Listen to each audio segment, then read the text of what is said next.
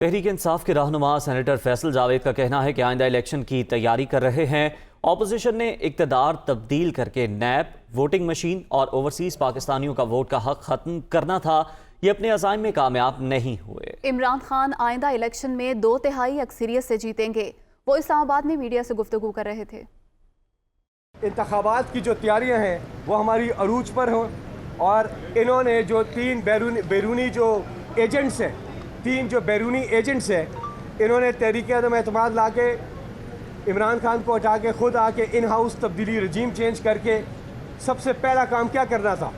خدا نہ خواستہ اگر یہ اس سازش میں کامیاب ہو جاتے تو پہلا کام کیا کرنا تھا؟ انہوں نے الیکٹرانک ووٹنگ مشین کو ختم کرنا تھا، انہوں نے نیب کو ختم کرنا تھا، انہوں نے اوورسیز کی ووٹنگ کو ختم کرنا تھا۔ ان کے یہ ارادے تھے اور انشاءاللہ ان ارادوں میں یہ کامیاب نہیں ہوں گے، کیونکہ پاکستان کی تاریخ کا سب سے فری اینڈ فیئر الیکشن ہونے جا رہا ہے 3 مہینے کے بعد۔ 3 مہینے کے بعد الیکشن ہوگا الیکٹرانک ووٹنگ مشین پر، اور انشاءاللہ عمران خان صاحب 2/3 اکثریت لے کر واپس آئیں گے۔